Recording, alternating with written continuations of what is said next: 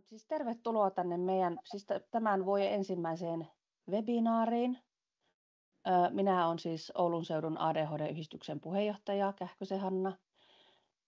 Ja tuossa ei sitä kauaa ole, kun me saatiin ajatus tästä webinaarista. Mä törmäsin nimittäin Facebookissa naisyrittäjät-ryhmässä Anettiin. Ja mä jotenkin olin, että mahtavaa, että meidän pitää saada niin enemmän ADHD-naisten ääntä kuuluviin, ja mä ajattelin, että nämä webinaarit on myös tämmöinen yksi keino jakaa niin tämmöisiä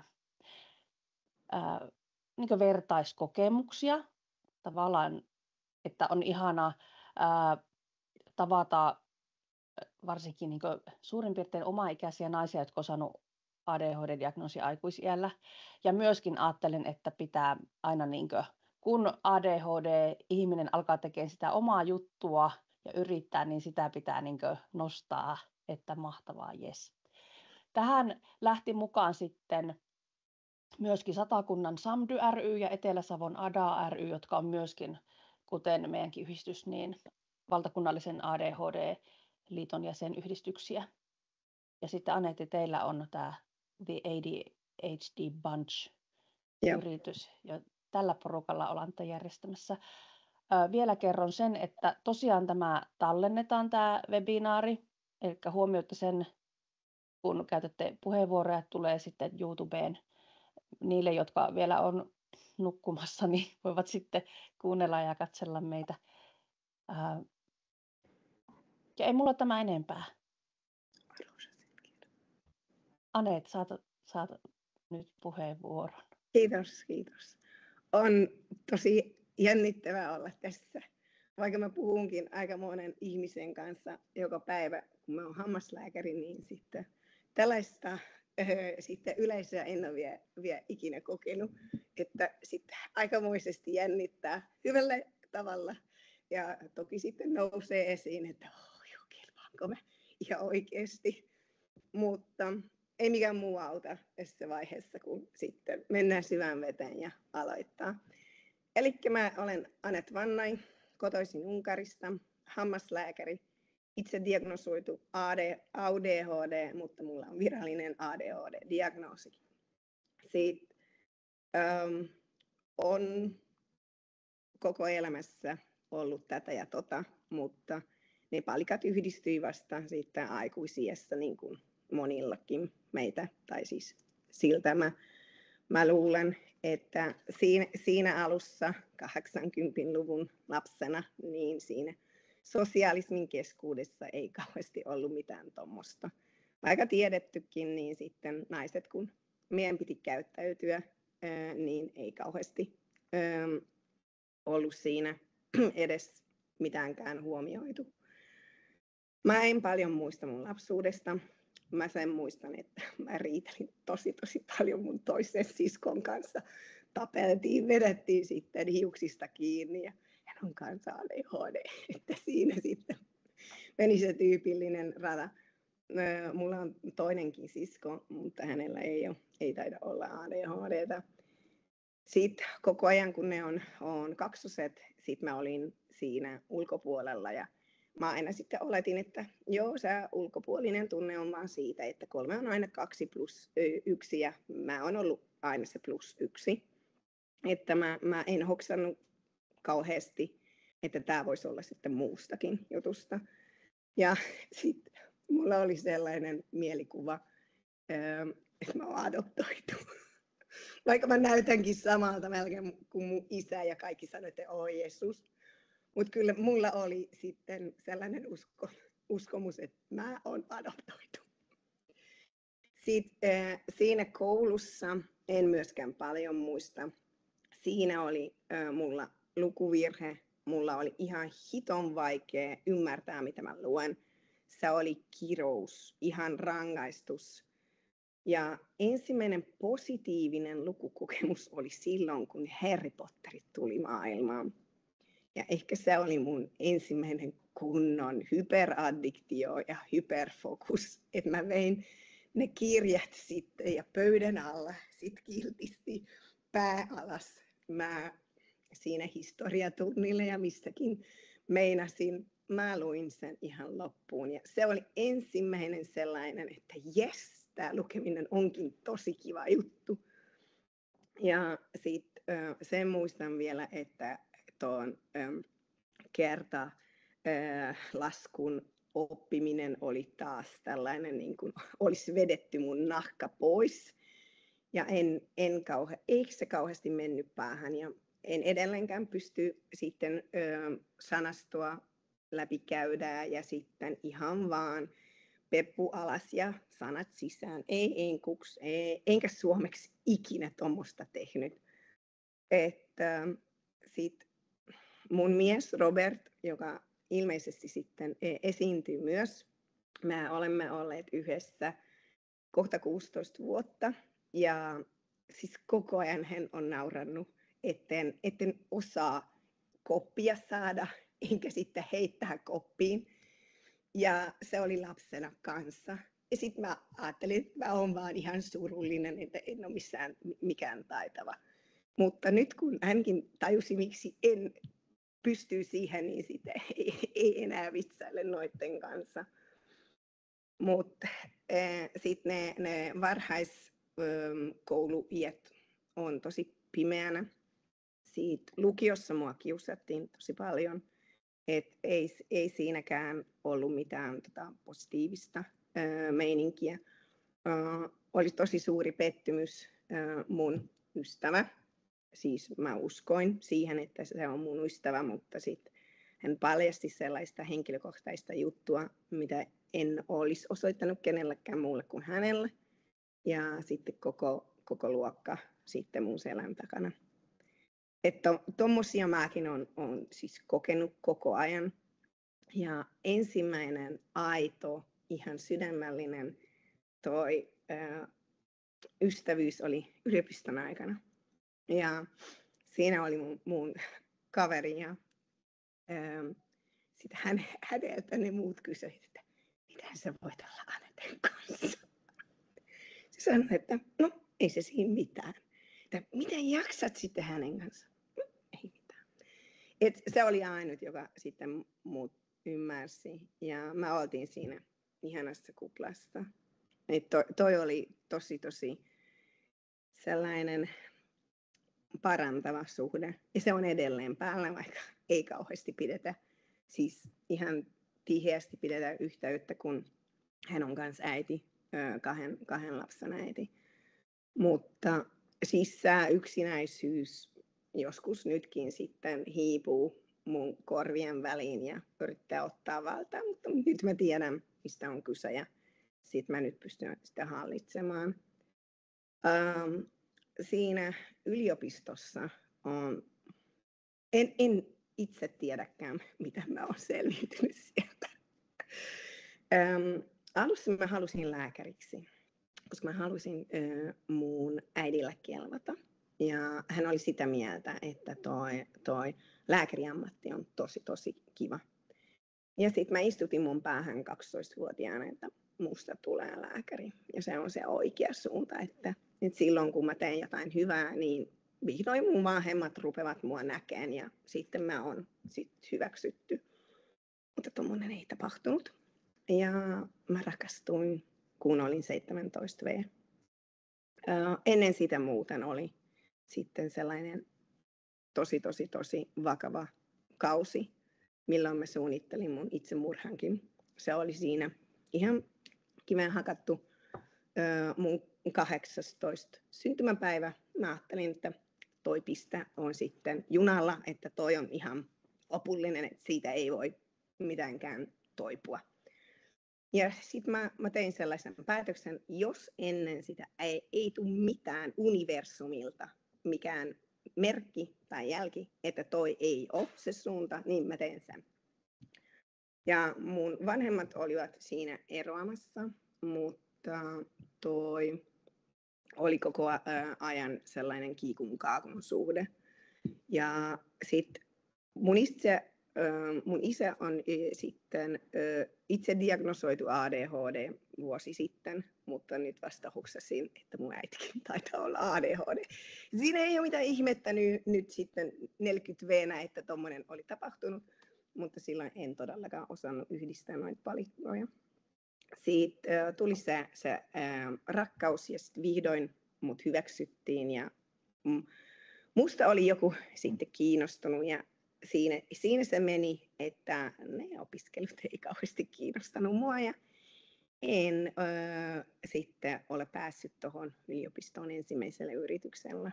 Ja sitten mä olin vielä vuoden verran mun äidin yrityksessä.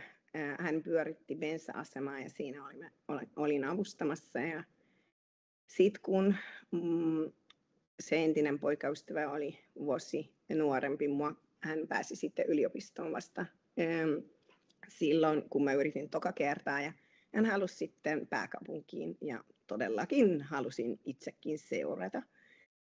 Siinä oli sitten se, että Unkarissa on vähän erilainen ilmoittautumisjärjestely.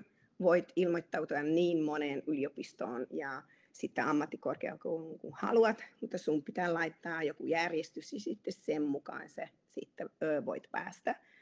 Ja mä tein sitä, kun mä tiesin, että tuosta hammaslääkäriopinnosta 2 vuoden kuluttua voi siirtyä sitten lääkäriopintoihin. Että mä tein pääkaupunkilääkäri, hammaslääkäri ja sitten toinen kunta lääkäri ja toinen kunta sitten hammaslääkäri. Ja sitten kun mä en päässyt siihen lääkäriksi, vain hammaslääkäriksi, mun äiti päätti, että hän sitten hoitaa asiat mun puolesta. Mä sanoin, että et hoida ollenkaan. Ja sitten mä menin mun entisen poikaystävän perään. Ja aloitin sitten hammaslääkäriopiskelut. Ei kauheasti kiinnostanut, koska mä olin siinä aina, musta tulee lääkäri ja mä oon sitten lääkäri. Mutta sitten toi neuroanatomia ei ollut niin kilti, että sitten vaan hyvällä tuulella ja tuurilla voisi siinä selviytyä. Ja mun piti sitten uudestaan semesteriä. Mä ajattelin, että okei, mulla on 1 aineisto, mitä mä teen. No, mä ryhdyin sitten hoitajaksi, että edes tiedän, mikä se hammaslääkärijuttu on. Sitten toi entinen työnantaja sanoi mulle, että silloin saat palkkaa, kun osaat 1 kokonaisen päivän ihan alusta loppuun viedä mun kanssa. Ja hän on endodontti, eli hän on juurihoitoon erikoistunut hammaslääkäri. Et siinä juurihoidossa on aika monta juttua, mitä silloin emme tienneet ollenkaan. No sitten motivaatio oli tosi kova, että mä saan vasta silloin palkan ja 2 päivän jälkeen Anette sai palkan. Et se sanoi mulle, että ei kukaan ole mennyt sillä lailla. Sitten mä tiesin, että joo, kun mua kiinnostaa, niin sitten mä oon siinä kyllä.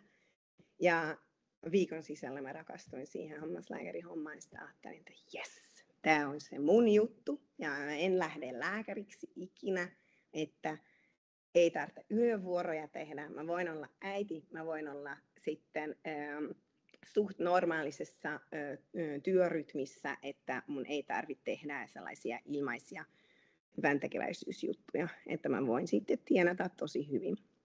Ja sitten äiti tuli vastaan. Se ei halunnut alussa ymmärtää, että miten 1-2 sitten maailma muuttuikin. Mutta sitten mä yritin selittää, hänellä ei mennyt läpi ja se taistelu sitten meni siihen, että vihdoin hän hyväksyi sen jutun. Mutta en osaa ihan oikeasti sanoa, miten mä menin läpi noita tentejä, kun ne oli ihan viime tipassa opiskelut. Ja sitten oli sellainen, kun mä tapasin Robertin.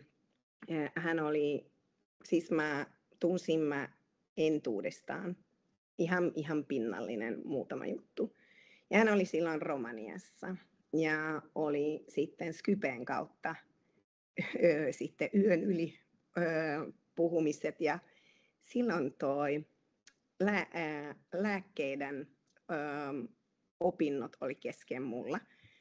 Ja se on ton kokoinen kirja. Ei kiinnostanut lainkaan. Mutta Robertin kanssa keskustelut kyllä. Sitten mä en tiedä, miten mä oon päässyt läpi. Mä vaihdettiinkin teema muistaakseni siinä kokeessa toisen tyypin kanssa. Että sen mä olen oppinut siinä mun kaverin kanssa, että miten mä selviydyn sellaisin tavoin, mikä ei ole tavallista, että mä miten pääsen oikotietä. Että toi oli mulle se hauskin, se paras drive siinä yliopiston aikana, että mun piti keksiä sellaisia selviytymiskeinoja, mitkä muut eivät tienneet. Mutta mä en halunnut todellakaan nuolla persettä, koska siinä edelleen on se hierarkia tosi kovaa ja siinä on totta kai miehiä, sellaisia kunnianhimoisia ja sitten heille tosi hyvin kelpaa ne nätit tytöt seuraksi ja muutenkin, mutta mä en halunnut lähteä siihen. Sitten silloin kun tämä koko marssilainen tunne on mennyt mun elämässä, niin mä en enää halunnut siis mitään muuta kuin Robert oli siinä. Robert tykkäsi musta sen verran, mitä mä olisin halunnut ja ei ollut enää sille kauheasti mitään. No totta kai mäkin biletin aika paljon ja silloin kun alkoholi meni päähän, niin sitten mun käytös olikin tosi erikoinen ja sellaisia juttuja mä tein, mitä nyt tiedän, että johtui sitten ADHDsta, että suhteetkin oli sellaisia, että mä menin narsistien perään, mä halusin sitten kelvata ja olla sitten the one ja en kauheasti ottanut huomioon, että toi ei mene näin, vaan sitten ihan itse opiskelun kanssa, että mä tutustun itseäni ja sitten tullaan kaveriksi, että ei sitten vihollisia olla. Sitten kun toi teesi loppukirjoitus tuli, niin mulla ei ollut mitään konkreettista asiaa, vaan sitten sellaisen karkean rungon mä tein. Ja sitten mä menin tolle professorille, joka oli sitten mun ohjaaja, ihan postit paperin kanssa. Ja sitten mä näytin hänelle, että tässä on mun runko. Ja sitten se katseli mua, että mitä sillä tahdot, että ootko tosissas, että tommosen ihan paperin kanssa tuut mulle. Sanoin, että joo. No, älä tuu mulle tommosen kanssa. Sitten kun oot kirjoittanut jotain, niin sitten tuu mulle takaisin. Mä niin vihaiseksi muutuin sisäisesti. Mä sanoin, että haista P, mä lähden nyt. Ja sitten viikon sisällä mun teesis olikin sitten siinä. Ihan alusta loppuun proostiin rakennettu siihen runkoon, mitä mä meinasin kysyä. Koska mä en halunnut mitään turhaa työtä tehdä. Ja mua ei olisi huvittanut sitä, että mä teen useamman sivun. Ja sitten se sanoi, että toi ei kelpaa. Sitten mä ajattelin, että okei, taas menen sitten omaan suuntaan, omin päin. Ja siitä sitten tulee, mitä tulee. Ja mulla oli ennen sellainen kaveri, joka sitten samalla teemalla teki sen teesiksen.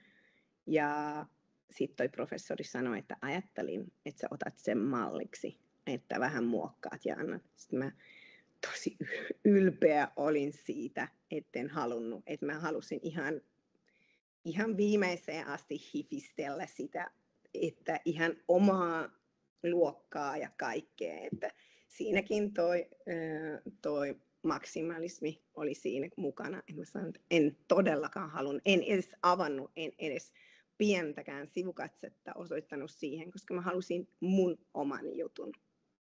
Ja se oli tosi positiivisesti yllättynyt, mihin mä pystyn. Ja mä en ollut yllättynyt, koska mä tiesin, että mä pystyn siihen, mutta silloin en ole hoksannut. Siinäkin piti olla se, mikä oli se oikean vaikea. Mikä oli se, että se oli mulle sitten innostava haaste.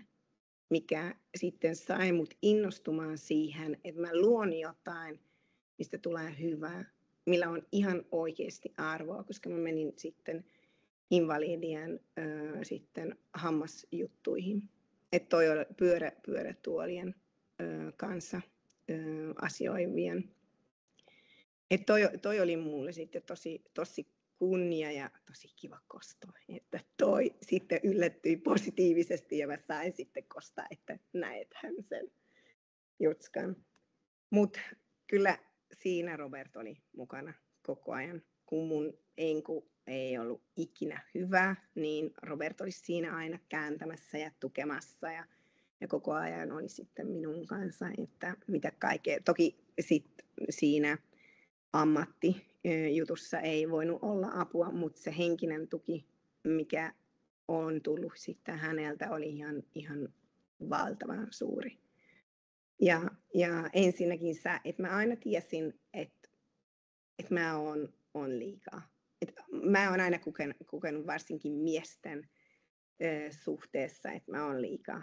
Että moni ei vain jaksa mun ison kuorman kanssa. Mutta Robert ei ikinä tuominnut mua, ei alussakaan asti ollut sellaista. Ja sitten siinä teesiksessäkin oli niin valtavasti mukana. Mutta toi impulsiivisuus kyllä oli sitten koko ajan ei-bileissä, kun Robert sitten mun takia tuli Romaniasta pienen visiittiin, niin ennen mä juteltiin kai joku 2 viikkoa puolitoista. Ja sitten me mentiin festareilla ja siitä 1,5 päivää me olimme olleet yhdessä ja sitten se kosi mut, sanoin kyllä. Sitten silloin mä tiesin, että tämä on se. En tiedä, oliko siinä pelkästään impulsiivisuus vai mitä, mutta toi oli ehkä hänen puolestakin, mutta hän sanoi mulle, että jo ennen sitä se oli sitä mieltä, että kosi, mutta toi oli ihan vaan sellainen impulsiivinen juttu, että ei siihen välttämättä olisi suuntannut tota. Mutta en mä kertoneet alussa kenelläkään, koska mä tiesimme, mitä meidän vanhemmat tuosta asiasta kertoo. Mulla oli vaan sitten kaulakorussa Robertin sormus sit koko ajan ja mä pidin sitten paidan alle, ettei toi paljastu. Sitten kun me muutimme yhteen niin, ja valmistuin, Unkarissa ei ollut kauheasti mitään työtä, sellaista, mitä mä olisin halunnut, mistä olisin sitten oppinut. Ja Robert sitten olisi halunnut tulla Pohjoismaille tai siis Skandinaviaan. Sanoin, että en todellakaan tule mikään kylmään maahan, mä palelen jo tarpeeksi. Ja sitten mä en halunnut Lontooseen, kun kaikki unkarilaiset lääkärit ja hammaslääkärit, ainakin puolet menevät siihen, että en todellakaan. Sitten mä kokeilin muutaman suunnan, mutta oli sellainen unkarilainen nainen suomalaisen miehen kanssa, joka oli tuonut sit Suomeen siivoja ja hän ajatteli isoa ja sitten meinasi terveydenhuollon kuntaan. Meitä tuli sitten 1 gastroenterologi, eli sisätautilääkäri, sitten traumatologi ja 2 labrahoitaja ja minä hammaslääkärinä. Ja silloin kun mä olin pikavisiitillä tammikuussa Lappeenrannassa, sitten vähintään 0,5 metriä lunta ja se kiirpeä pakkanen sitten puri, niin mä sitten tajusin, että ei tämä ole niin pahaa, mitä mä kuvittelin. Kun Unkarissa on kylmä toi pakkanen, jos on sitä, että se menee ihan luuhun asti, mutta tämä sitten kuiva, ei ihan märkä pakkanen ei pure niin syvään. Sitten mä ajattelin, että tämä on sitten hyvä juttu. Ja sitten oli silloin se heijastus lumesta, mikä oli tosi ihanaa. Ja sitten toi maisema oli sellainen, että oli myyty heti. Ja Lappeenrannassa oli kans tosi vaikea. Silloin mä en todellakaan hoksannut noita asioita. Mulle määrättiin sellainen tuuttori, joka oli sitten todella ahdistava. Ja sitten mä koko ajan olin siinä RDS:ssä, eli toi Rejective Sensitive Dysphoria, se hylkämisjuttu. Että mä en tajunnut siihen, että mä olin siinä. Ja oli tosi masentava, oli tosi ahdistava. Olin ihan sellaisessa häkissä omassa kuplassa lukittu. Ja mun aivojen toimintakaan ei mennyt siihen, että mä olisin kyennyt mihinkään. Oli tosi masentava ja alentava. Valvira on laittanut mulle laillistetun hammaslääkärin luvan ja sitten mä olin kandien hoitajana ja sitten ihan suuhygienistin hoitajana hammaslääkärinä, koska se tuuttori oli sitten siinä lomalla. Ja mä olen yrittänyt sitten hänen kanssa tulla toimeen, mutta se ei hoksannut vaan, että miten toimisi. Ja kun mä pyysin johtajalta apua, niin sitten oli ratkaisu, että no niin, annetaan etellä potkut, toi on sitten se oikein. Sitten ne sanoi mulle tuossa loppukeskustelussa, eikö sä ole tiennyt, että siinä koeajassa kaikki vapaasti voi irtisanoutua? Sanoin, että joo, mutta luuletteko, että mulla on 5 tonnia rahaa taskussa, koska mä olisin joutunut maksamaan sillä agentille sitten 5 tonnia sakot, koska mä irtisanoudun sitten vuoden sisällä. Että ei se ollut mun tahdosta tämä, vaan pakon edestä. No, sitten ne oli hiljaa. Mutta toi agentti sanoi mulle, että jos mä löydän sitten jatkoa hänen kautta ja olen vielä siinä työpaikalla 5 vuotta, niin sitten ei ole mitään ongelmaa. Ja hän löysi sitten toisen paikan. Me muutettiin Tampereelle ja sitten toi oma kehitys, varsinkin suomen kielen kanssa, on sitten mennyt. Me aloitettiin ne suomen kielen opinnot siinä Unkarissa ihan nollasta ja 2 kuukautta me yritettiin pelleillä. No toi oli tosi hauskaa sillä lailla, että mä olin silloin nuorin ja mä olisin ollut valmis oppimaan enemmän ja enemmän, mutta porukka ei vaan kyennyt siihen. Ja sitten kun me tultiin, joku ihan naurettava tänti olisi pitänyt tehdä, en mä ymmärtänyt siinä mitään ollenkaan. Mutta sitten kun me tultiin, mä osasin, minä asun, minä olen. Ja sitten kun kysyttiin kaupassa, haluatko se pussi, mä sanoin, mitä toi nyt tarkoittaakin. Että oli ihan karmivaa. Mutta silloin kun tämä koko stressimaailma on sitten poistunut ja mä olin niin sanotusti vapaa, niin sekin lähti sitten ihan huippuun vauhtia. Ja sitten mulla oli ope ihan yksin mä olin siinä, että mä sitten pystyin eteneen mun omalla vauhdilla. Ja sitten silloin, kun mä tultiin Suomeen, niin meiltä kysyttiin, Jyväskylän yliopistossa oli joku tutkimus, että mitä maahanmuuttajat sitten suomen kielen kanssa tulla toimeen ja sitten selviytyy.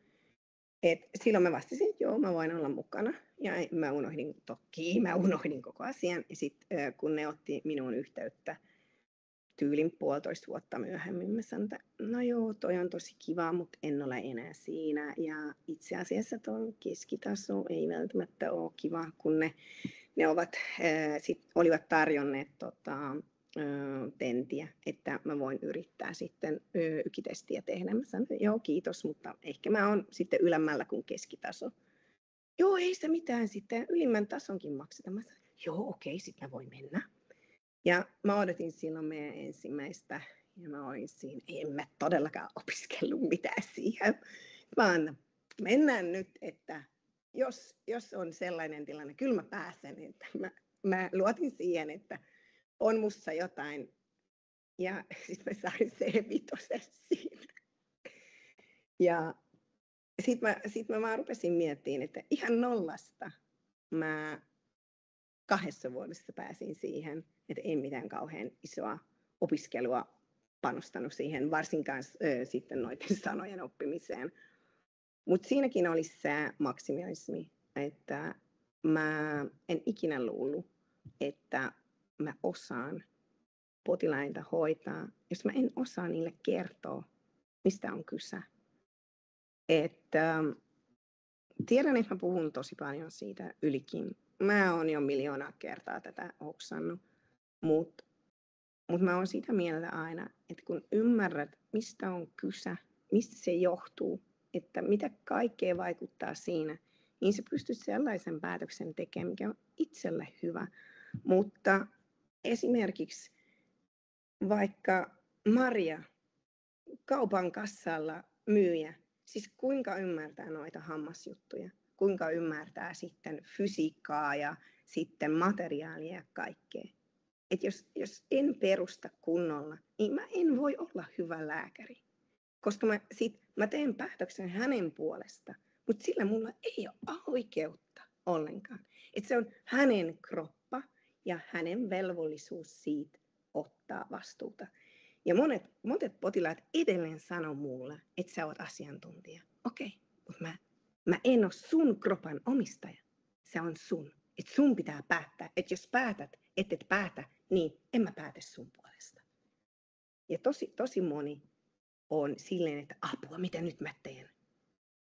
En tiedä, mitä sitten muut tekevät töitä, koska en kauheasti muita seurannutkaan.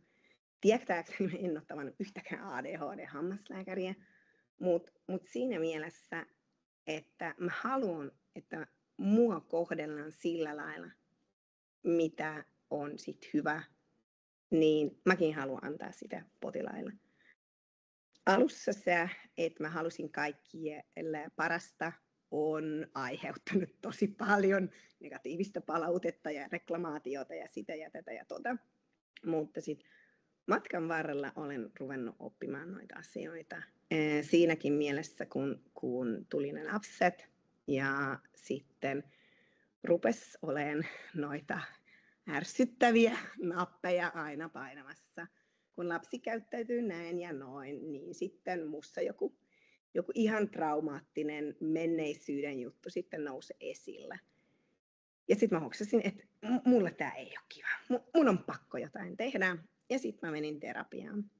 Ja siinä oli tosi paljon hyötyä. 8 intensiivistä vuotta se on kestänyt, mutta en ole lakannut sitten kehittämässä sisällä sitten itseäni. Se loppui siihen kuitenkin, että se pohja, ydin jää siihen. En ole tarpeeksi, en kelpaa, en osaa. Ja se huijarisyndrooma. Sitten mä rupesin miettimään, että mitä en ole tehnyt tässä, mikä tässä taas ja edelleen mua tällä raiteelta pois ota. Siitä oli yksi podcast, mitä mä kuuntelin, missä oli sit siitä ADHDsta kyse. Ja sitten valo meni päälle. Rupesin 1,001 testiä tekemään siitä. Ja sitten aina tuli, että joo. Sitten mä sanoin, että tämä on nyt tämä. No, ei todellakaan kukaan uskonut mua. Ja sitten oli tosi paljon myös lapsen käytöksessä. Siinä ja terapiassa mä opin sen, että mä itsestä lähden ja kun itsellä on hyvä, niin kaikilla on hyvä, koska perheessä nainen on se takka. Et jos nainen ei voi hyvin perheessä, ei kukaan ole hyvin. Sen takia mä olin panostanut siihen, että kun minä voin hyvin, niin sitten minä pystyn ne kaikki funktiot, äiti, vaimo, kokki, siivoja, hammaslääkäri, mitäkin tahansa on sitten kunnolla tekemään. Mutta se terapia oli tosi kiva, mutta en ikinä päässyt siihen haluttuun tasoon. Ja se ADHD-itsediagnoosi on ruvennut antamaan mulle ymmärrystä, että okei, että mulla on jatkuvia sellaisia ajatuksia, että en ole tarpeeksi, ei ole enää musta, vaan siitä, että mun aivot ei toimi sillä tavallisella tavalla. Eli kun sellainen tulee, niin mä vaan totean, yes, tämä on ADHD, so what? Ja sitten lähden liikkeelle. Mutta ennen mä jäin vaan sitten kierroksella ja yli kaikki. Ja sitten siitä ei tullut mitään kuin sitten masentava fiilis. Ja olen oppinut, mikä on sitten ADHD ja mikä on sitten minun. Toki sitten on tosi paljon erilaisia juttuja. Toi impulsiivisuus on edelleen tosi haastava, varsinkin nyt kun perimenopause on iskennyt sitten kuvioihin. Mä en kauheasti tajunnut siihen, että 35 vuoden yläpuolella ne munasarjat sanovat, että me emme toimi tavallisella tavalla. Heippa! Sitten kaikki vaan muuttuu. Ja mulle tuli unohduksia, kesken jääneitä asioita, sitten tee tekemättä tai liikaa haudautusaikaa. Ja sitten Robert sanoi mulle, että miksi et laita joku timeri päälle? Emme tarvi. Mutta sitten mun oli pakko myöntää, että Robert oli oikeassa.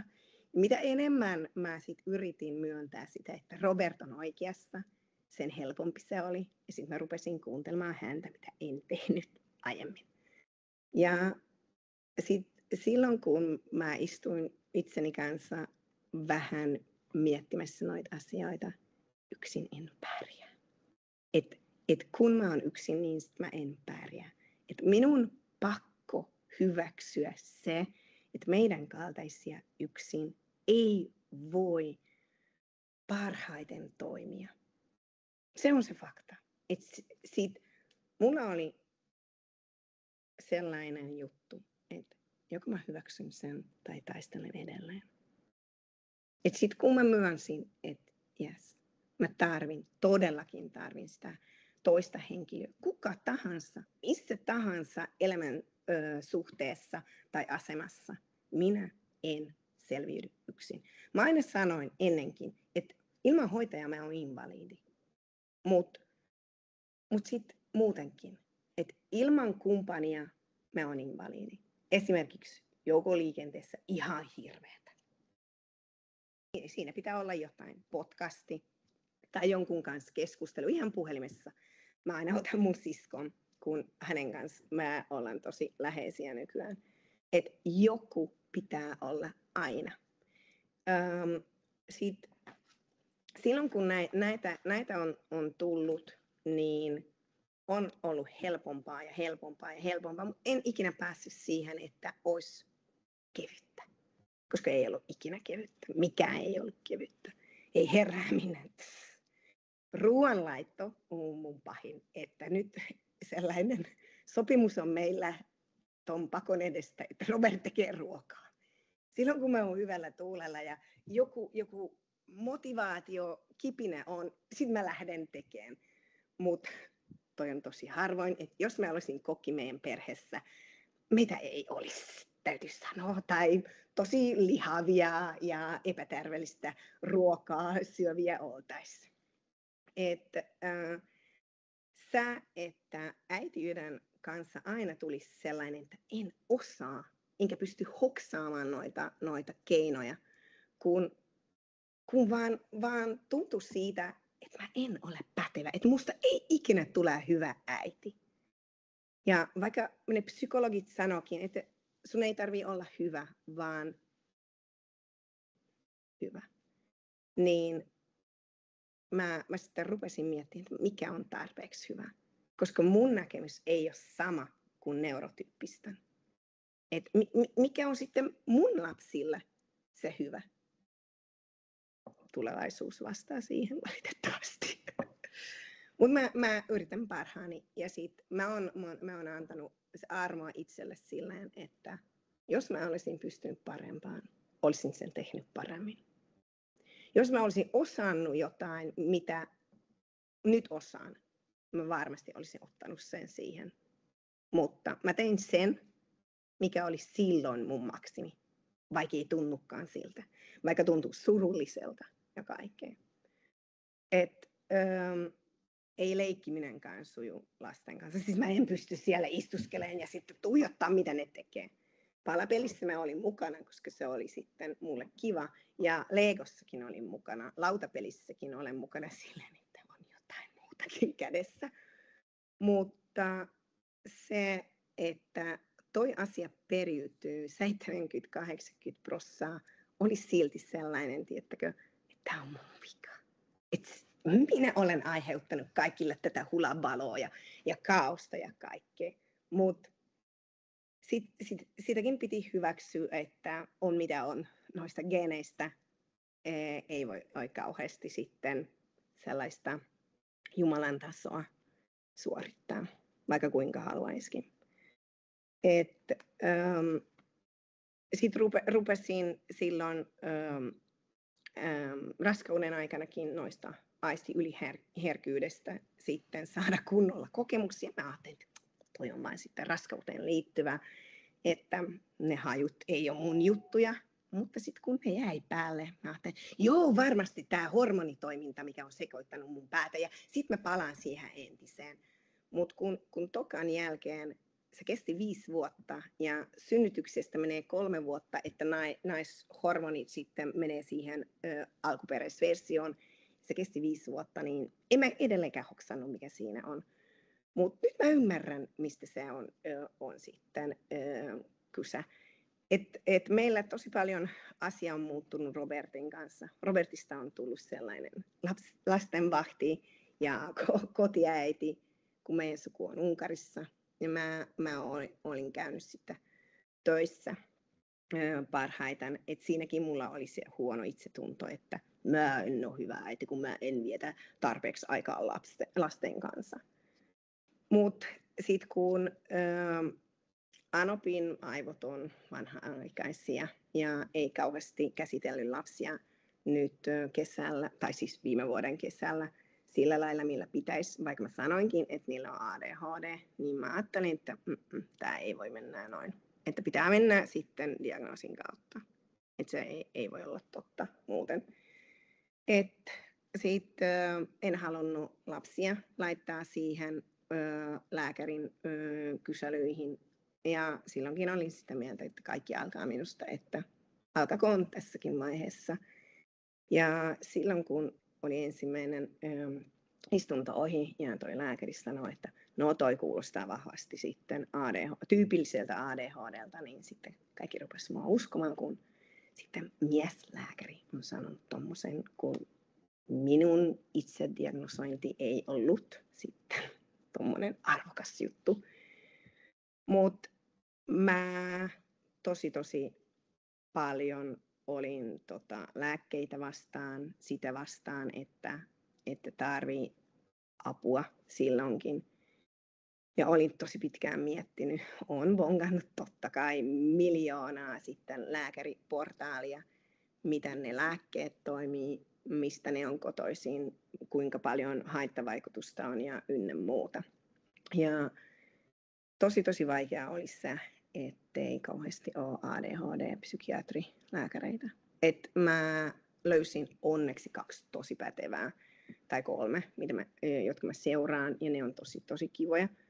Mutta neurotyyppiset on vaan neurotyyppisiä. Et mä olin sitten lyhytterapiassakin neuropsykoterapeutin kanssa, ja 2 istunnon jälkeen mä jätin, että tosta ei tule mitään. Että vaikka sulla on reilu 20 vuotta kokemusta, mutta sä oot neurotyyppisen, et ikinä tule mua ymmärtämään, kuinka väännän noita asioita. Ja oli niin surullista nähdä hänen naama ihan alusta asti. Että vaikka yritän selittää sinulle, sinä olet täysin eri boksissa, missä mä oon, ja et ikinä pääse siihen, vaikka kuinkakin käännän ja väännän noita asioita. Sitten se aiheutti niin pahaa fiilistä ja sitä, että ei taaskaan mua ymmärretä, että mä jätin vaan pois. Ja toi oli hauskaa, että mun terapeutti silloin unkarilainen kanssa ADHD, että sen takia se meni niin loistavasti se 8 vuotta, koska hänkin on sitten samaa porukkaa. Ja sitten mulle tuli tosi kova käännös hammaslääkäriurallani, missä mun piti totea, että mun kanavointi siinä, että mä haluan auttaa ihmisiä, ei ole hyvä. Että mä en ole kanavoinut parhaalla mahdollisella tavalla sitä juttua. Mä ajattelin, että mun pitää jotain tehdä muuta, koska siinä on tullut niin paljon henkistä burnouttia viikoittain, päivittäin, kun mä haluan potilaiden parasta, mutta ne ei vaan näe mua sellaisena, tai ne ei ota vastaan sillä lailla, mitä mä haluan. Ja toi on mulle tosi ylikuormittava, kun puolen tunnin välein sitten tulee, ja 50 potilasta on tyylin päivässä, tai siis viikossa, että oli se autisti burnoutti siitä tosi monta kertaa. Toi oli tosi raskasta. Et silloin mä hoksasin, että mitäs jos me autetaan ADHD-tyyppejä? Mitäs jos minä autan sitten ADHD-tyypit ja Robert auttaa sitten neurotyypit? Ja kun mä oon kärsinyt tosi paljon siinä työelämässä, mulla on nyt ensimmäinen työpaikka. En mä osaa laskea, en ole laskenut, mutta voin laskea, jos haluatte. Mutta kun työpaikkaa mulla on ollut ensimmäinen. Olemme olleet Suomessa kohta 14 vuotta. Missä muut hyväksytään sellaisena? Siellä kaikki tietää, että mulla on ADHD. Ja se ei ole mikään ongelma. Ei kukaan mitään pahaa sanaa sanonut mulle. Et siinä hammaslääkäriasemalla elämäni ensimmäinen kerta on turvallinen olo. Siinä on asenne sellainen, että se tulee muistuttamaan, että Anna, et ole hyväksynyt sitä maksua, että laskutaanko me potilasta vai ei. Ja sitten tulostetaan kaikki uutuudet sitten paperille ja viedään sitten keittiöön, että takuuvarma on silmien edessä ja luetta. Ja jos jotain et ymmärrä, niin sitten sanotaan sinulle. Ja mä aina ajattelin, että etten ymmärrä noita ihan maagisia tekstejä on siitä, että mun suomen kielen taito on ihan surkea. Mutta sitten nyt mä huomasin, että ei välttämättä ole siitä kyse, vaan siitä, että on niin monimutkainen toi lause, että ei mene vaan perille millään. Ja oli just sitten tällä viikollakin sitä, että mä luin 3 kertaa, yritin saada siitä selvää, mutta en saanut. Sitten mä menin hoitajalle, että auta nyt mua, koska mä nyt tätä en ymmärrä. Ja ne oli siinä, että okei, selvä. Ei siinä ollut mikään ongelma. Toi on tosi kiva. Ja sit sä, että mä en tiennyt, että saanko puhua tästä, että miten ne työnantajaporukka ottaa tätä vastaan. Ja kirjoitin sitten ihan rehellisesti sähköpostiin, että tämmöinen on tulossa ja sitten saanko nimeltä mainita juttua. Ne sanoivat, että ilman muuta. Että jos joku haluaa ihan ADHD-hammaslääkärin, koska mäkin haluaisin mennä ADHD-lääkärille, jos vaan tietäisin, että niitä on olemassa, niin sitten mä oon Plus-terveydellä ihan Järvenpään Jannessa ja tervetuloa. Ja jos mainitsette, että olette ADHD-tyyppiä, niin sitten mäkin avaudun sille. Sitten helpompi kaikilla on. Ja mä oon nähnyt noita ADHD-tyyppejä, jotka uskalsivat kertoa siinä anamneesissa. Ja kaikki lähti sellaisella kokemuksella, että vau. Ne eivät tienneet, että mä oon ADHD. Ne eivät sitten osanneet arvioida. Mutta ne lähti sillä lailla, että mua on nyt ymmärretty. Ja toi oli tosi kiva juttu. Mutta mun pitää tehdä jotain muutakin kuin hammaslääkärin juttua. Ja siitä se valmennus, se ohjaus tulikin. Ja Robertin päästä lähti nyt tuo idea, että miksi ei auteta ihmisiä, työssä käyviä ihmisiä, kun sä oot kärsinyt niin monta vuotta ja nyt tiedät, mikä on se oikea paikka, että jos niilläkin voisi olla helpompi. Että ei mennä sitten ihan ADHD:hen silleen, että työntekijöillä sitten koputetaan, vaan työnantajalle koputetaan ja koulutetaan ne neurotyypit, jotta ne ymmärtää ja ne pystyy palvelemaan meitä sillä lailla, millä meillä on hyvä. Ja sitten ne voi ottaa meidän positiiviset ja vahvuuspuolet sitten esille. Sitä, että ne ymmärtää, miksi mä käyttäydyn impulsiivisesti, mitä RST tarkoittaa ja miltä se näyttää sitten livenä. Mut siinä, ettei kukaan tuosta puhu eikä yritä, siitä ei tule mitään muutosta mun tai meidän mielestä. Se on nyt meidän missio, että ne työpaikat menisivät sitten parempaan suuntaan, koska siinä on ollut itselläkin ihan liikaa traumaa koko työelämäni aikana, voisin sanoa, koska Unkarissa sitä oli vaan hoitajana muutama. Siitä on tullut tämä ADHD Bunch. Se on meidän kimpu. Meitä, kun meillä on 2 ADHD-lasta. Ja sitten oivallukset, kokemukset ja kaikkeen. Siinä kun mä nyt rupean ymmärtämään itseni päivästä toiseen paremmin, ja sitten mä vihdoin uskalsin kokeilla stimulantiakin. Mä nyt näen, että mihin mä pystyn.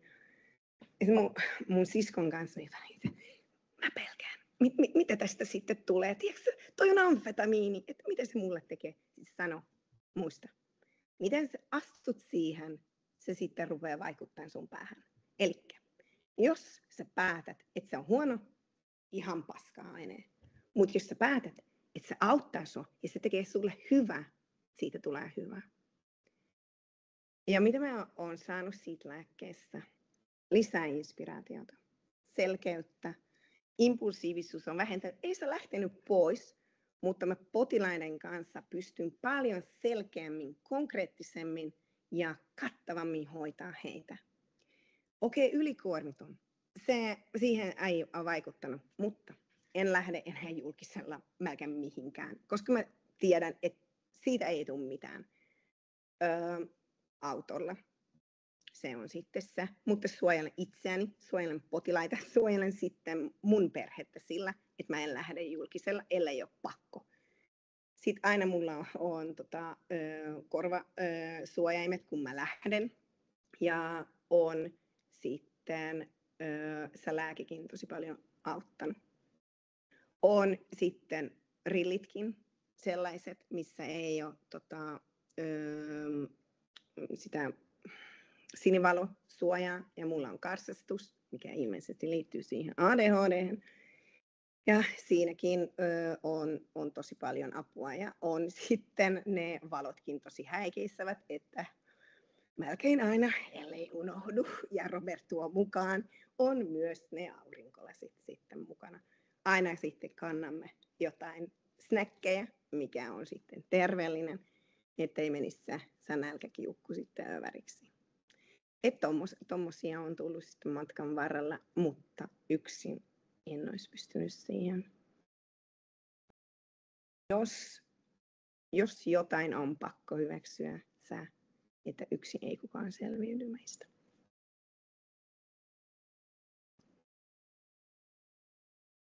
Onko kysyttävää?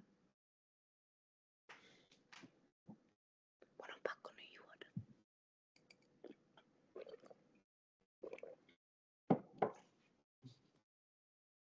Huikeeta. Siis kiitos sun tarinasta. Niin tosi monta kohtaa, mitkä on, niin kuin, että pystyy samaistumaan. Ja jotenkin mua itseä kiinnostaa justiinsa se, niin kuin tavallaan itsekin edelleen haluaa ymmärtää paremmin, että just sitä, että kun itse vaikka tälläkin hetkellä opiskelen, niin ei mun ohjaajat pysty neurotyypillisinä antamaan mulle sitä, että hei, sun kannattaa tehdä näin, vaan mä saan semmoisia ohjeita, mitkä ei toimi mulle. Niin just se, että tavallaan aina kääntää, että kaikki pitää tehdä sillä niin kuin omalla tavalla, Joo. jotenkin tosi itsepäisesti. Ja sitten ne lopputulokset voi olla aivan niin kuin ihmeellisiä ja sitten muut on sille, että miten sä tämmöisen oot tehnyt. Mutta että tavallaan se vaihtoehto on se, että ei tapahdu mitään, jotakin surkeata räpöstystä tai sitten jotakin aivan mahtavaa. Mun suurin pelko tämän webinaarin kanssa oli se, että mä virallisestikin tulen esille niin kuin ADHD. Mutta epämukavuusalue on siinä hyvä, että jos emme poistu siihen ikinä, ei tule muutoksia. Terapiakin alkaa siitä, että sulla pitää olla ihan surkea fiilis siinä, että sä lähdet siitä mukavuusalueesta. Ja tässä mä koinkin sen siinä Jannessa, että mun on pakko avautua. Kuka osaisi musta hoksata, että mä oon ADHD? Ellen sano, että mä toimin näin, että mä tarvin tätä, että se ei mene noin. Siis koulussakin, kun meillä oli äskettäin sitten koulun muutto, että opet eivät tehneet sillä lailla, mikä olisi ollut meidän lapsilla hyvä. Mä sitten kirjoitin sähköpostin, että tämä on tilanne ja sitten tämä menee näin. Ja on nyt sovittu sitten open kanssa, että joka viikko mä yhdestä aiheesta laitan, mikä on sitten haasteena, miten se sitten meidän sisällä tapahtuu ja mikä siihen on ratkaisu. Ja sitten kun mä kirjoitin, kun esikoisella oli RSDtä ihan selkeästi Ja se siis itsetuntoon on mennyt. Että toi ei voi sitten jatkuu. Laitoin Opelle siitä sähköpostin ja tokana päivänä hän muutti käytöstä. Ja hän oli kiitollinen siitä, että vihdoin vanhempi ei vaan vaadi, vaan antaa konsteja. Antaa työkaluja, että tällä lailla sun ei tarvitse investoida mitään. Sun tehdään vaan eri tavalla 1, 2, 3 asiaa, tosi pieniä, mihin itsekin pystyt. Mutta jos ei avata suuta, ei tule muutosta. Et siinä pitää olla rohkea, jopa impulsiivisesti rohkea. Et jos haluat multa sitten, toki me voidaan, jos joku haluaa, että me otetaan sit yhteyttä ADHD Bunchina työnantajalle, niin sitten voi meillä vinkata. Mä voidaan ihan nimettömänä mennä ja kysyä, onko sitten halukkuutta tällaiseen koulutukseen osallistua. Mutta jos haluat yksin asioida, niin sun kannattaa avata suuta, vaikka kuinkakin pelottava. Ja jos luulet olevas yksin tai tunnet olevas yksin, muhun aina voi ottaa yhteyttä. Että mä sit voin tuommoista sparrausta tai sitten tsempikeskustelua tehdä ennen kuin lähdet tuohon. Ei ole helppo. Mä sen tiedän, kyllä. Että mä oon tapellut itseni kanssa pitkiä vuosia. Mut sit munkin piti hyväksyä että jos mä sisällä tässä ainakaan en muutu, siitä ei tule mitään. Et kun mä teen eri tavalla, niin muutkin rupeavat tekemään. Tommonen. Et kun tiedät, mikä on sulle toimiva. Jos et tiedä, niin sitten me voidaan auttaa. Onko mulla kysyttävä? Tai sulla vielä, Hanna? Saatte ottaa puheenvuoroja, miten haluatte, tai kirjoittaa tuonne chattiin, niin mä voin lukea niitä kysymyksiä. Joo, okei. Tai kommentteja.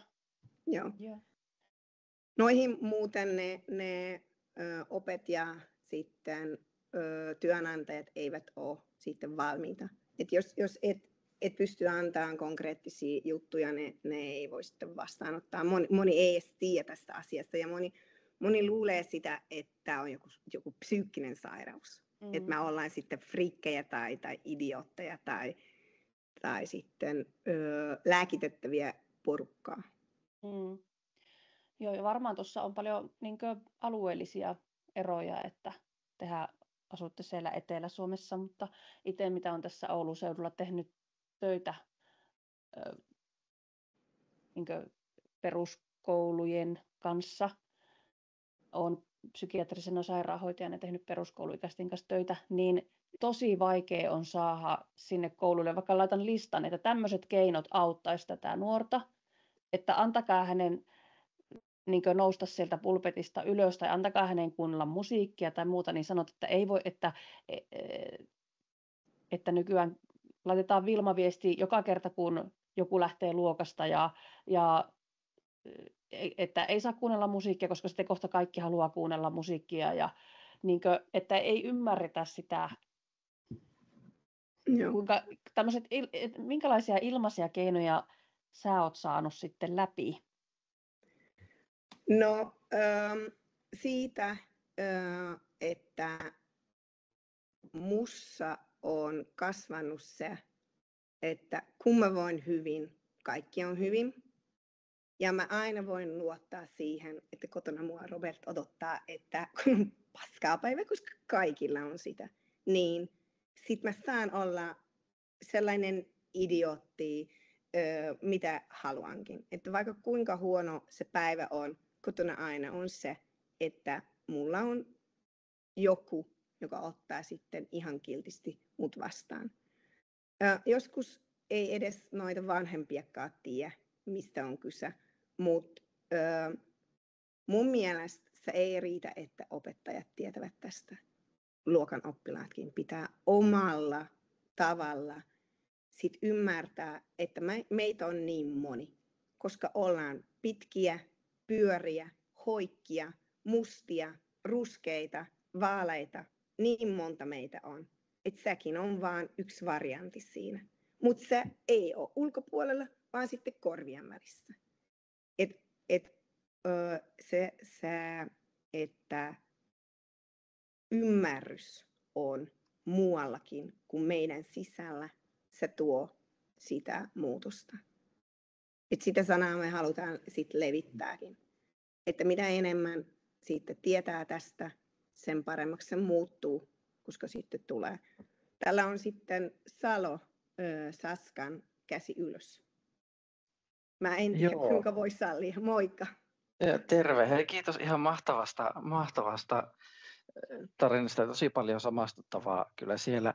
Tuli mieleen just tälle ihan niin työelämässäkin ja niin koulussakin tavallaan niitä pieniä asioita, millä voi helpottaa sitä omaa niin kuin tekemistä ja ressiä, tavallaan myös sitä semmoista, ainakin itsellä semmoista syyllisyyttä, vaikka siitä, että jos on vähän myöhässä tai joku homma ei onnistu, niin just, että se, ja tavallaan, että miten sitten, jos ajattelee töissä tai koulussa, että no miten ne muut sitten ajattelee, tai jos sulle nyt annetaan jotakin tämmöisiä, niin sitten kaikki alkaa pyytää jotakin eri vapauksia, mutta kun kyse ei ole erityisvapaudesta tai siitä, että saisi jotakin niin kuin eri oikeuksia, vaan mikä englanniksi se on accommodation vissiin, eli tavallaan se, että nämä on, mä en tiedä onko se positiivinen erityiskohtelu tai ei, mutta tavallaan se, että nämä on semmoisia keinoja, jotka tuo meidät niin kuin tavallaan samalle tasolle muiden kanssa, että me pystyttäisiin, meillä on samat edellytykset, niin kuin mahdollisuudet tehdä niin kuin asioita ja onnistua siinä, missä muutkin. Että vaikka sitten se, että saa pitää jotakin,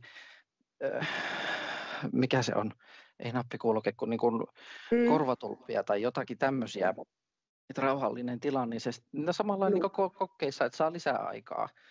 Että siinä tavallaan sillä pääsee samalle viivalle muiden kanssa sitten siinä.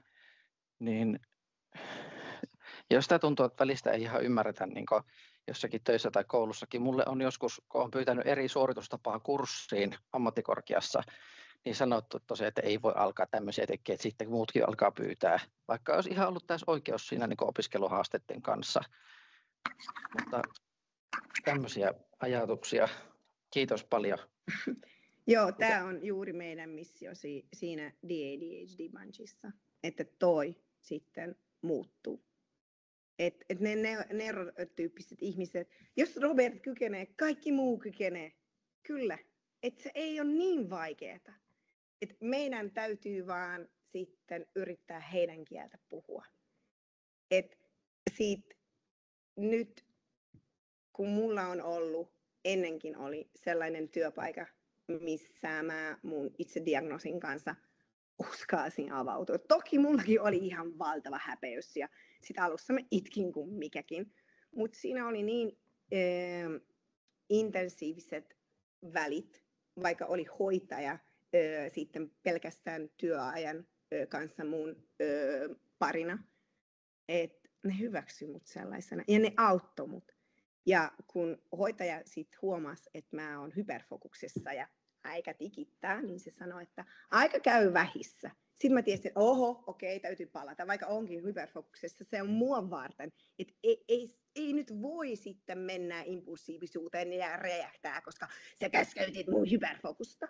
Vaan sitä, että mun on palattava, koska mun pitää sitä aikataulua kiinni.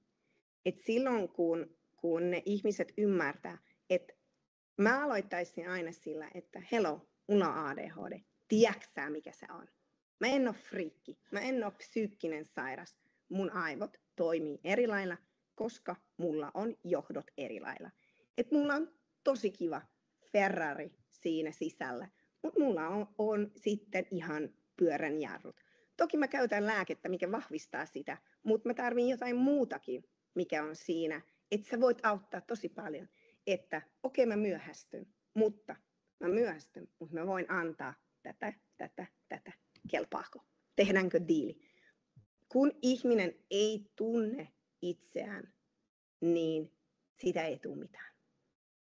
Et voi toimia normaalisti. Et mun mielestä siinä perimenopausasta, varsinkin postmenopausaan, on se viisaus, mikä tulee naisille.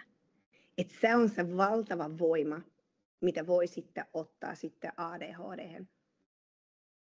varsinkin silloin, kun haluaa ymmärtää ne hormonaaliset jutut, puuttuu siihen, että mitä ne tekee itselle ja sit siitä rakentaa.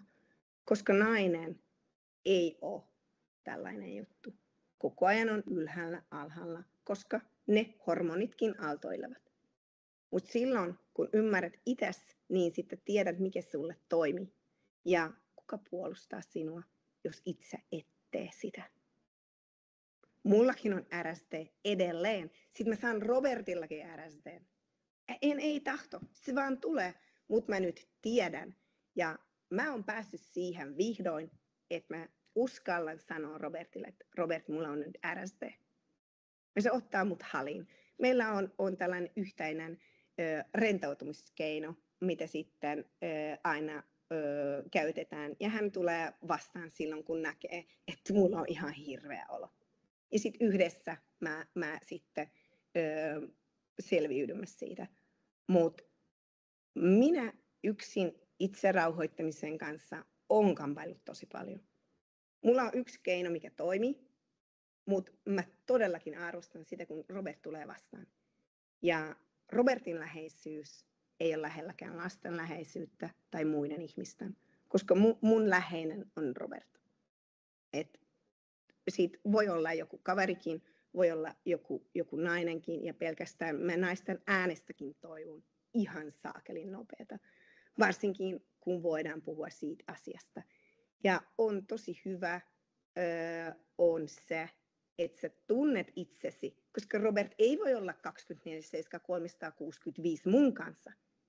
Että sä tiedät, että okei, mä nyt en pärjää yksin. Mun itse rauhoittamisjuttu ei toimi. Ketkä on saatavilla, johon mä voin ottaa yhteyttä nytten, mitä mä voin tehdä, että mulle tulisi hyvää.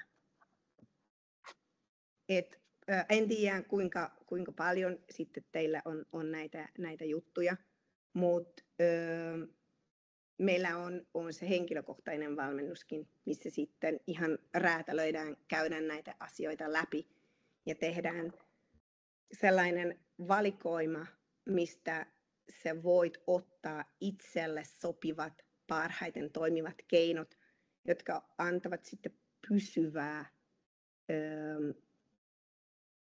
kalustoa. Toki mullakin on näitä luupeja, en tiedä kuinka sitten teille tuttu, että ne korvatulpat ovat pelastaneet mun henkeä. Tästä tulee läpi ääni, se vaan vähän vaimentaa. Entä tuolla on se reikä, että se vaimentaa sellainen 80 desibeliä. Mutta jos se ei käy, niin sitten mulla on tällainen silikoonijuttu, että mä voin laittaa sit siihen, ja se on heti 80 desibeliä enemmän. Että se sitten tälleen 20 desibeliä vaimentaa. Tosi paljon se suojaa mua. Et esimerkiksi joukkoliikenteessä ilman näitä no-go, kaupunki no-go, et en lähde. Töissä käytän niitä myös, koska poraamisen ääni on muutenkin sitten kuuluun menevä. Näitä pieniä juttuja sit kyllä kannattaa, mutta ei olla samoja. Kaikilla ei toimi mun työkalut. Ja voi olla, mikä mulle ei toimi, juuri toimii sitten sinulle. Mutta siinä on se, että jos ei ole se itseymmärrys, niin ei kukaan pääse mihinkään. Ja toi on terapian kautta. Että me ei mitään terapiaa tehdä, että se on sitten toisten juttu. Mä tehdään se, että on ohjaus, on valmennus sitten omien haasteiden kanssa ja siitä otetaan ne parhaat keinot esiin.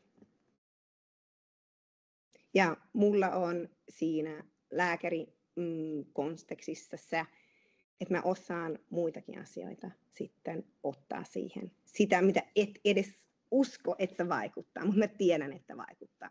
Et mulla potilaat usein kyseenalaista sitä anamneesia. Miksi sun pitää tietää näitä? Koska se vaikuttaa kaikkeen. Et usko, mutta se vaikuttaa kaikkeen. Ja kun ne kyseenalaista, mä rupean sitten luettelemaan näitä. Ja ne pysähtyy näitä. Okei, selvä. Mun hyperaddiktio on tullut siihen, että mä aina sukellan siihen ADHD:hen, aina tätä ja uutta ja lisää ja vielä ja vielä ja vielä. Tässä tapauksessa se on tosi kiva, että tämä on mun ihan intohimo ja sellainen kanava, mikä on oikea. Ja kun mä nyt teen jotain muutakin, mä pystyn paljon paremmin tekemään sitä hammaslääkärityötä, koska mä en ole ylikuormittunut siitä asiakasmäärästä ja asiakaskontaktista. Mä rakastan olla ihmisten kanssa, mutta silloin kun on joku intensiivinen tapaaminen, niin on shutdown. Että se autistinen burnout tulee ja mun on pakko vetäytyä ja olla sitten omassa kuplassa vähän, että tuuletan päätä ja teen tätä ja tota ja sitten palaan siihen elämään niin sanotusti. Kerro, Hanna.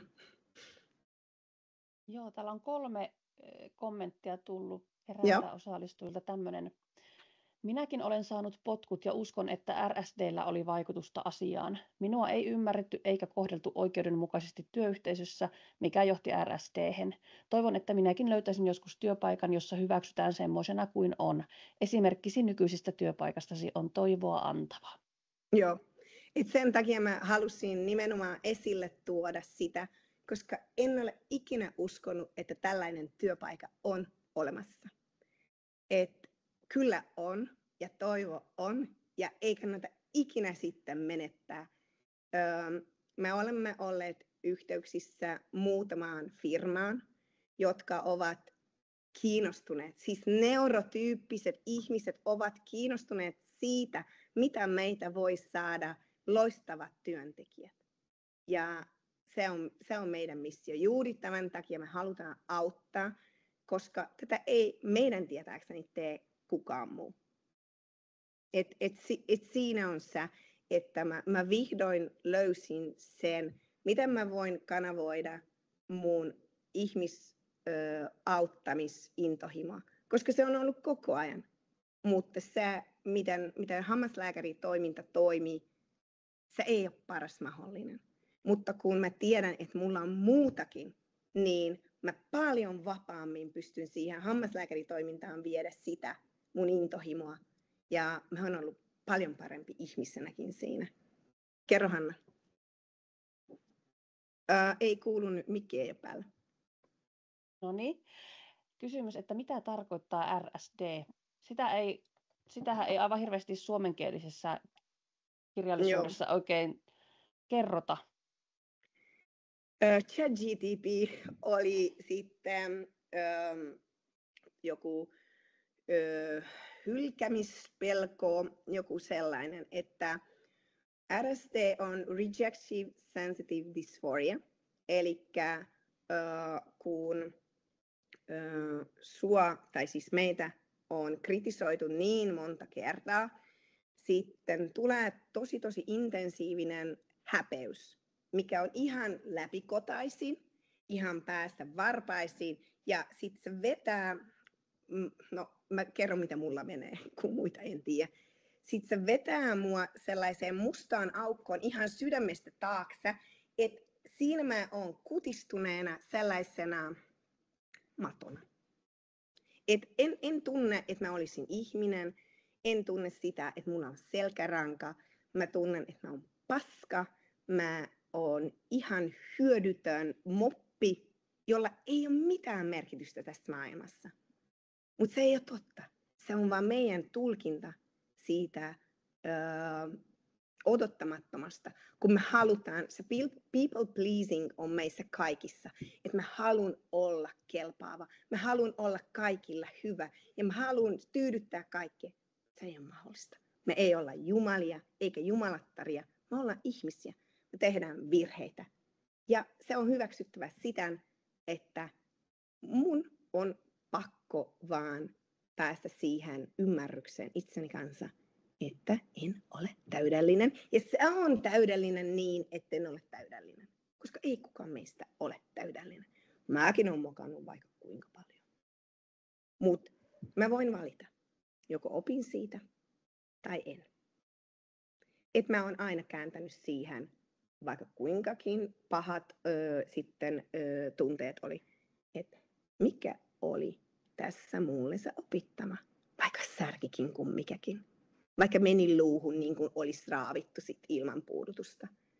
Mutta mä oon asettanut sellaisen uskomuksen, että kaikki tapahtuu sen takia, että musta tulee parempi ihminen. Että universum ei ole mua vastaan, se on mua auttamassa. Että mä oon tosi pieni ymmärtämään siinä ne langat, mutta kun mä luotan siihen, että se suojelee mua ja se on mulle hyödyksi, vaikka en näe siinä hetkessä, niin se on sitten helpompi. Onko vielä muuta?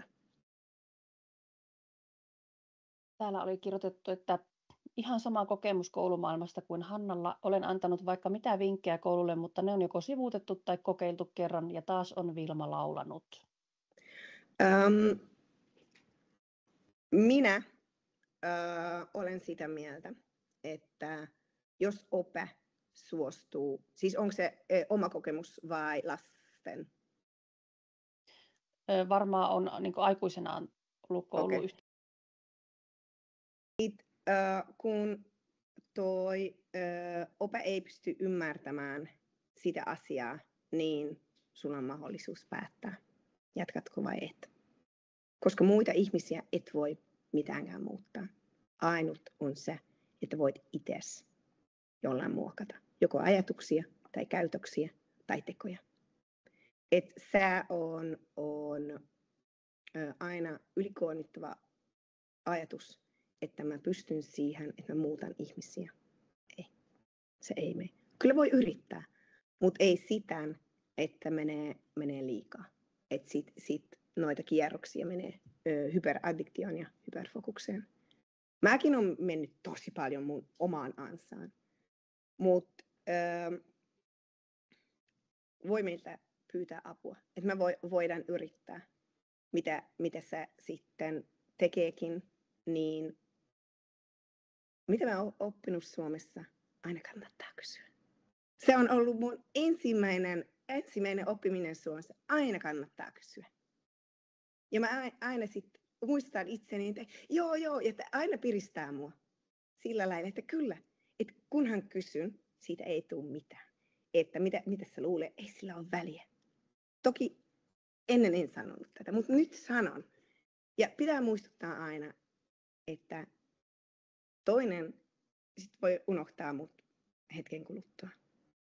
Mutta mitä itsellä jää siitä, se sitten voi tehdä tuhoakin mun sisällä. Ja minä olen vastuussa siitä, millaisia tuntemuksia minussa on.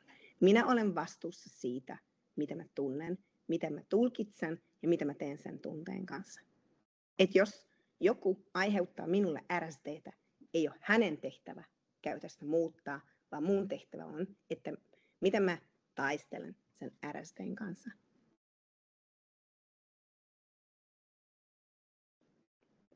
Pahoittelut, mutta ihmisiä ei voi muuttaa. Voi yrittää. Mutta kun seinään menee, niin sitten pitää totea, että mulla on sitten vaihtoehdot. Ja pitää päättää, että jatkanko vai muutanko jotain. Onko vielä? Täällä on näin kerrottu, että kävin kouluni 70-luvulla, jolloin koulumaailma oli armollisempi. Jälkikasvuni kävi koulut 90-luvulla ja silloin ei annettu mitään eri vapauksia. Iloisella ja älykkäällä ADHD-lapsella romahti oman arvon tunto. Joo. Siinä me ihmiset ollaan noiden pikkuihmisten takana. Että taas korostan sitä, jos minä en voi hyvin, ei perheenikaan ole hyvin. Et kun ne lapset matkii meitä, kun ne näkee, miten me hoidetaan meidän tuskaa, niin ne rupeaa sitä tekemään. Et oli tosi hauska nähdä, miten sitten lapset rupesi kouluttamaan mummoa silloin, kun hän oli tässä. Kun oli sellainen tilanne, mihin ne ovat jo päässeet, itse negatiivinen tunne. Ja ne rupesi sitä samaa keinoa mummolle antaa, mitä itse olen antanut heille. Ja ne ymmärtää. Ne totesi, että toi toimii ihan oikeasti. Muutos alkaa sinusta. Muutos alkaa meistä tästä ja tästä. Mm. Silloin se butterfly effect menee sitten tosi paljon. Se on aikaa vievä, mutta mitä meitä enemmän on, sen enemmän voimaa siihen liittyy. Ja sen takia haluan kaikkea kannustaa, että yrittäkää, mutta jos luulette, että pysty siihen, niin pyytäkää meiltä apua. Ihan nimettömänä. Mulla on sellaista pitovelvollisuus ihan kuolemaan asti. Lääkärit kyllä on siinä. Et siihen voi luottaa, että toi ei mene mihinkään. Mutta muuta. Voitko sä paljastaa, sä sanoit, että sulla on yksi toimiva keino sun itsesi rauhoittamiseen. Joo, toi on aisti yli herkillä. Hyvä. Me oltiin tuossa joulutorilla.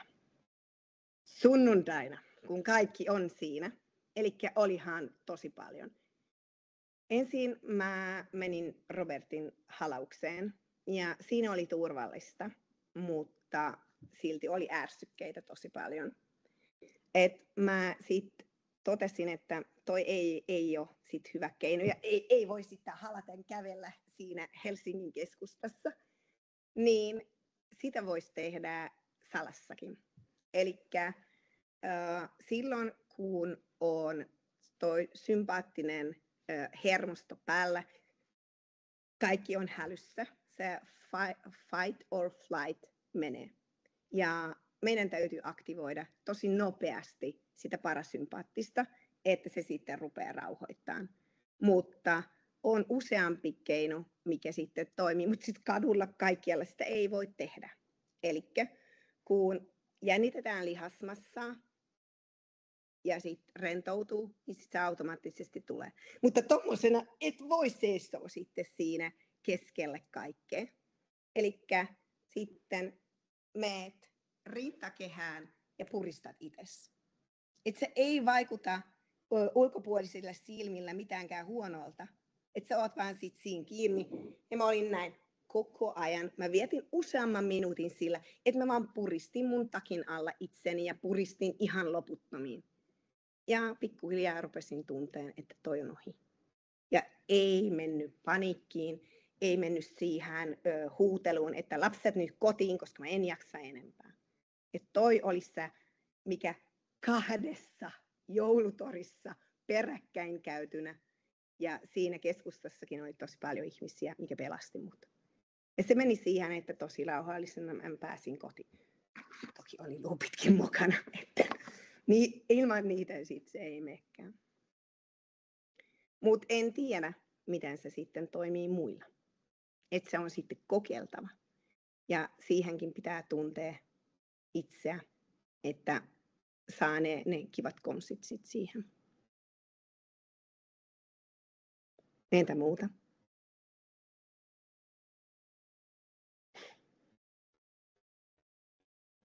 Haluatteko kysyä tai kommentoida? Meillä on 5 minuuttia aikaa.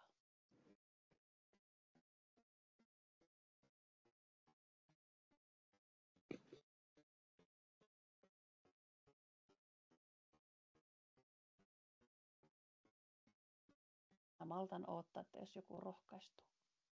Voi kirjoittaakin, jos. Voi kirjoittaakin. Jos muuta ei. Onko Hanna sulla kysyttävää? Ei varmaan semmoista selkeää kysymystä. Paljon ajatuksia. Jos haluatte antaa palautetta, niin sekin voi. Voi huonoakin antaa, koska siinä mä kehityn. En tuomitse. Mulla ei sinänsä ole kysyttävää, mutta haluaisin vaan kiittää tosi paljon tästä, että aiheutti kyllä ihan hirveästi semmoisia samaistuttavia ajatuksia ja myös paljon tunteita. Tosi kiva. Toi on kiva. Se on kiva, koska sillä ne kanavat puhdistuu. Eilen mä tulin kotiin töistä, siitä Jannesta, ja rupesin tästä webinaaristakin heille kirjoittaa ja sitten mun kyyneleet vaan ihan lähti. Mä olin niin kiitollinen siitä, että siellä saa olla ihan oma itse. Ja sitten Robert kysyi, että miltä sun silmästä näyttää? Mä sanoin, no meitkin. Nytkö? Joo. No mistä? No kun mä olin kiitollinen. Että kyllä on tunteet mullakin. Ja joskus vaan ihan 1-2 rupeaa sitten itkevää ja Robert kysyi, että mitä sulla on? Ei mitään. Vaan sitten tunteita on ja ne tulvi nyt yli. Mutta jos kenellä ei ole mitään kysyttävää, niin mä haluan mun pilarin teille näyttää, koska ilman häntä mä en olisi tässä. Mä en edes tiennyt, että mä oon se pilari, mutta hei, moikka kaikki. Ja siis meitä voitte seurata. Instassa ei ole hirveän paljon kontentteja, koska vasta aloitettiin, mutta tulee vinkkejä ja tietoja ja kaikki. Ja sitten meidän nettisivuiltakin löytyy vaikka WhatsApp-kanavakin.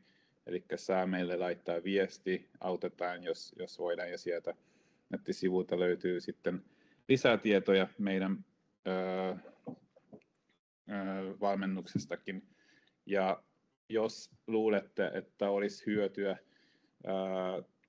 firmoille, jossa olette töissä, opiskelussa, mitä tahansa, siis on tärkeää, että firmat tietää, että on tämmöinen valmennus, että se on kaikille niin, että se on teille positiivinen, että työnantajat ymmärtävät, miten te voitte loistaa töissä, mutta siis se on heilläkin hyöty, että sitten tulee maksiimisesti esiin se supervoima. Että tämä oli mun puoli, mutta tämä on Anetin tarina, eli ei hirveän paljon mä voin sitten muuta tietoja antaa. Ja kiitos, että osallistuitte. Ja luottakaa siihen, että on edes yksi ihminen siinä koko maailmassa, joka hyväksyy teitä sellaisena, mitä olette. Silloin kun mulla oli noita itseämurha-ajatuksia, sitten mä menin opelle. Se oli mies. Ja sitten se sanoi mulle, että tiedätkö, että jos sä teet jotain itsellesi, niin mä uskon sen, että me ollaan omenoita, puolikkaita omenoita. Ja jos sun puolikas häviää, miten sun toinen puolikas kokee? Että sä et voi tehdä tuommoista toiselle. Koska se on niin itsekäs juttu. Että sun toinen puolikas ei ikinä löydä sinua.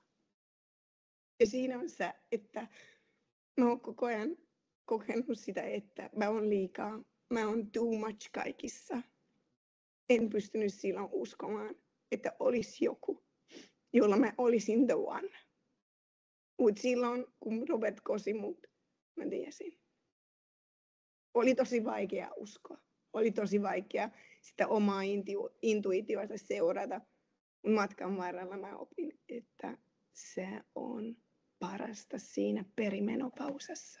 Että se nousee esiin niin hirveä kovaa ääntä pitään, että on pakko kuunnella. Kaikissa. Että voi sitä menopausaa sillä hyvinkin tulkita. Se tuo sitä huvipuistoa. Mutta siis äitinä, kuka ei koe muutenkaan sellaista, että on hulavalo koko ajan. Mutta se, että se kertoo jotain sellaista, mitä meissä sisällä on. Se viisaus. Että se sitten rupeaa nousee esille. Se on ihan kaikissa naisissa. Ja jos naiset pitävät yhteyttä ja ne kannustaa toisia, eikä sitten pilko toisia, siitä tulee ihan valtava tuki. Sellainen, että katse tai hymy, mikä kohtaa, niin nekin auttaa. Meidän prosessissa, kun me tehtiin markkinatutkimus, että olisiko tarvetta tällaiselle palvelulle, mitä me tehdään. Mä oon tavannut niin kivoja naisia, en olisi uskonut. Kaikki ADHD-tyypit auttaa. Kaikki haluaa olla avuksi. Ja se on meissäkin ihan se perusasetus. Kutsutaanko supervoimaksi? Olkoon. Mutta mä haluan auttaa ihmisiä. Siis en sano, että kaikki meitä auttako ihmisiä, vaan se, että se, kun on positiivinen asenne, se asenne, siitä tosi paljon muuttaa. No, Heidi, nyt mäkin sitten näytin kyyneleet, koska tämä kuuluu sitten tähän, että ei enää häpeä, että näin moni ihmisen edessä mun kyyneleet sitten tippuu alas. Koska se on liikuttava. That's it. Jos joku tästä ei tykkää, bye bye. Saa olla muualla. Mutta on sellaisia ihmisiä, jotka samaistuu. Kyllä tosi on sallittuja ja ne saa näyttää. Niin. Et vaikka muakin pelottaa joskus tämmöinen, niin mä ajattelen, että okei, ja mitä tapahtuu, jos mä pidän sisällä. Ei sillä ole mitään hyvää tekoa, koska se on tarkoitettu ulos. Shrekin sanonta on se, että on parempi ulkona kuin sisällä, kun oli pierusta sit kyse. Onko vielä joku palaute kysyttävää? Kiitos. Kiitos hirveästi. Olisiko niitä linkkejä niihin teidän Insta-sivuille ja nettisivuille jossakin? Joo, on. Mun mielestä siitä Insta-postauksestakin tuli tommosia, mutta voitko Hanna laittaa sitten näitä? Joo, minä laitan ihan just.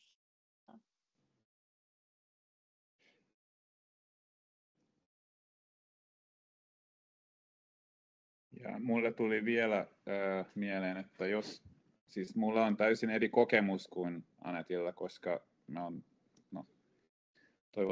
toivottavasti neurotyyppinen, koska mun testit sanoivat niin. Mutta siis tämä on eri kokemus kuin Anetin. Että jos tuntuu, että teidän puolisolla olisi hyöty keskustella jonkun kanssa, sitten olen tukena myös siinä, koska mulla on ratkaisuja, koska ei ole helppoa ollenkaan siis.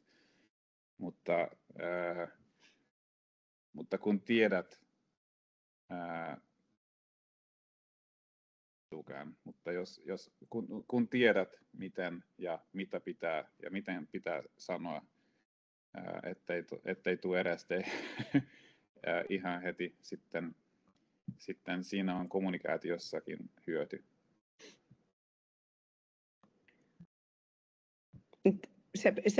Sekin pitää hyväksyä, että meissä ne tunteetkin on tosi hyperintensiivisiä, joko positiivista tai negatiivista.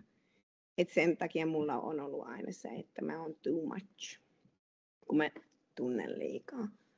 Mutta se on vaan se, että kun löytyy se kumppani tai kuka tahansa tukihenkilö, niin hän sitten hyväksyy sinut sellaisena kuin oot. Et siinä ei tarvitse sitten mitään peitettä tai maskaamista tehdä. Että mä sitten päätin siitä, että se maskaaminen nyt loppuu, vaikka mitäkin hinnalla tai kustannuksilla. Se on antanut tosi paljon vapautta ja kevyempää fiilistä. Joo, en kerro todellakaan kaikille, että hello, mulla on ADHD, vaan sitten niillä, jolla mä oon sitten kontaktoimassa sillä lailla, että mä haluan, että meidän välissä on hyvät välit.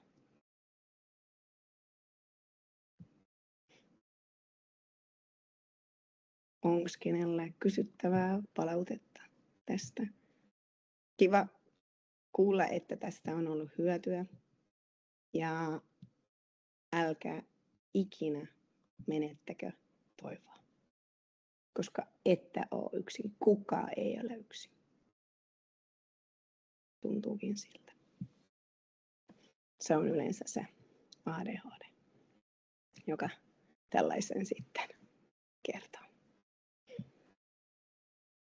Kiitos Anet ja kiitos Robert. On ollut aivan ihanaa tutustua teihin.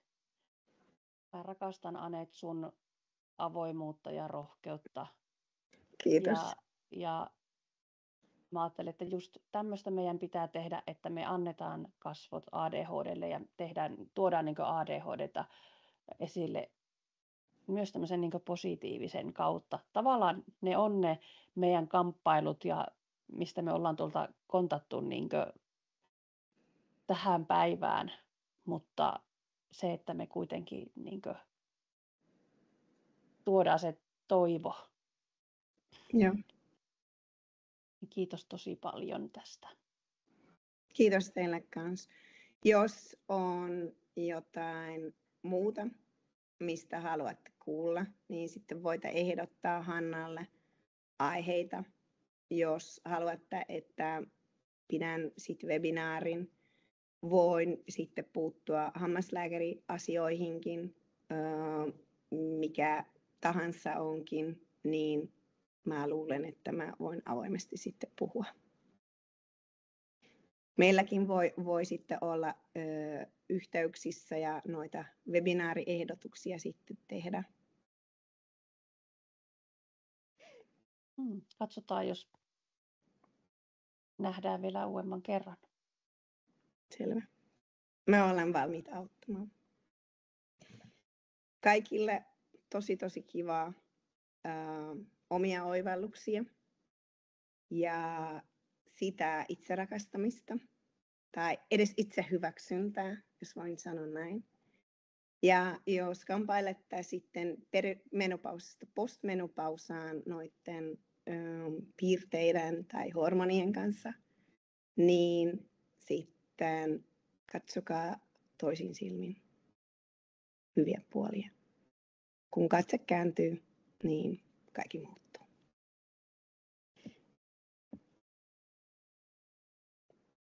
Kiitos Anet, kiitos Robert ja kiitos kaikille, ketkä oli kuulemassa ja toivotan oikein ihanaa lauantaipäivän jatkoa teille kaikille.